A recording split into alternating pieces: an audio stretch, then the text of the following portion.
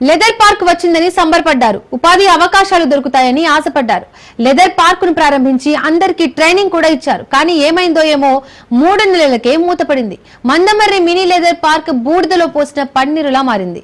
25 ఎకరాల స్థలం కేటాయించి వందలాది మందికి ఉపాధి ఉద్యోగ అవకాశాల కోసం స్థాపించిన ఈ పరిశ్రమ ఎక్కడ వేసిన గొంగడి అక్కడే ఉన్నట్టుగా మారింది.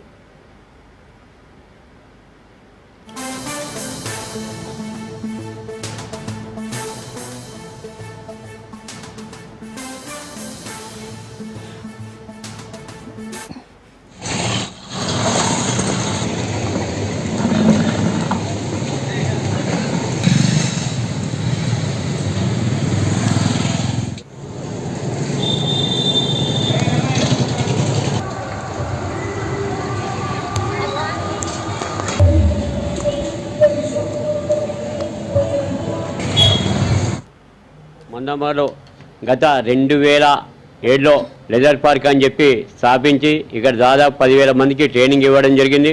మరి ఎక్కడేసో గొంగలు అక్కడే ఉంది. వివేక్ గారు మరి 10 దఫాలుగా లెదర్ పార్క్ ప్రారంభించడం జరుగుతుందని చెప్పడం జరిగింది. అసెంబ్లీలో కూడా ప్రస్తావించడం జరిగింది.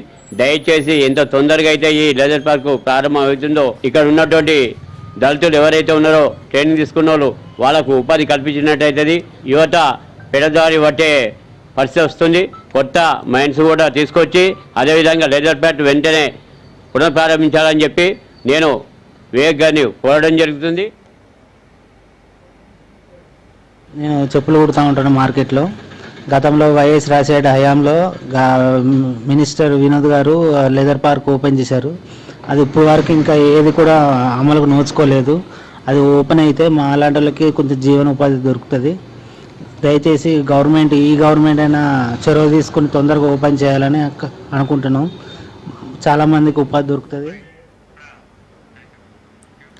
2007లోనే మంచిర్యాల జిల్లా మందమర్రిలో లెదర్ పార్క్ ను శ్రీకారం చుట్టారు. దళితుల జీవితాల్లో వెలుగులు నింపాలనే లక్ష్యంతో మినీ లెదర్ పార్క్ ను ప్రారంభించారు. 1000 మందికి 2 నెలల పాటు శిక్షణ కూడా ఇచ్చారు. అంతలోనే మూసివేశారు. దీంతో కోట్ల రూపాయలతో కొనుగోలు చేసిన యంత్రాలు కూడా తుప్పుపట్టాయి. ఇప్పటికైనా స్థానిక ఎమ్మెల్యే వివేక్ వెంకటస్వామి చొరవ తీసుకోవాలని డిమాండ్ చేస్తున్నారు స్థానికులు.